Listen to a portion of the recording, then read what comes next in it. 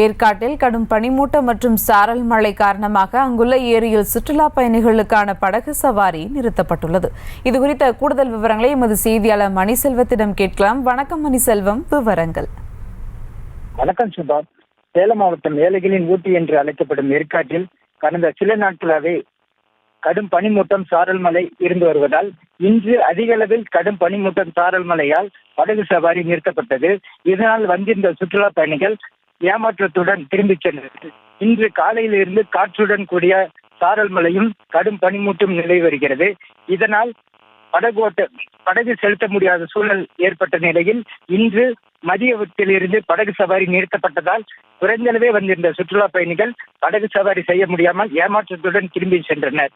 மேலும் காலையிலிருந்து பலத்த காற்று வீசியதால் ஆங்காங்கே மரங்கள் விழுந்தும் மின் இணைப்பு துண்டிக்கப்பட்டதால் மக்கள் வேதனையில் உள்ளனர். சுபா, செய்திகளை உடனுக்குடனும் துல்லியமாகவும் தெரிந்து கொள்ள சப்ஸ்கிரைப் பண்ணுங்க.